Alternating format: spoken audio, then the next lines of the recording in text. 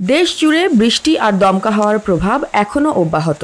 আজ মঙ্গলবার ৮ই জুলাই ভোরবেলা থেকে দুপুর পর্যন্ত দেশের অন্তত ৭টি জেলার উপর দিয়ে বয়ে যেতে পারে ঝড়ো হাওয়া সহ বৃষ্টি বা ঝড় বৃষ্টি। এছাড়াও দেশের বিভিন্ন অঞ্চলে সারা দিনব্যাপী হতে পারে হালকা থেকে মাঝারি ধরনের বৃষ্টি।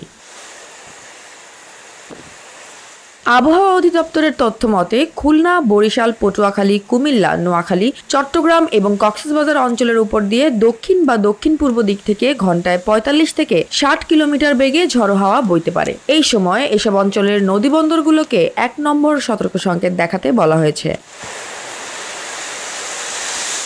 এছাড়া ১২০ ঘন্টার আবহাওয়া পূর্বাভাসে বলা হয়েছে ঢাকা, খুলনা, বরিশাল, চট্টগ্রাম, ময়মনসিংহ এবং সিলেট বিভাগের অধিকাংশ জায়গায় হতে পারে অস্থায়ীভাবে দমকা হাওয়া সহ হালকা থেকে মাঝারি ধরনের বৃষ্টি বা বজ্রবৃষ্টি। সেই সঙ্গে ময়মনসিংহ, চট্টগ্রাম এবং সিলেট বিভাগের কিছু কিছু এলাকায় মাঝারি থেকে ভারী বৃষ্টির সম্ভাবনাও রয়েছে।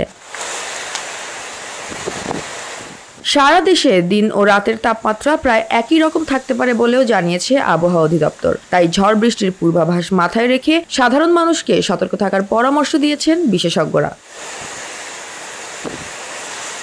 Jaya Hasan, NPB news.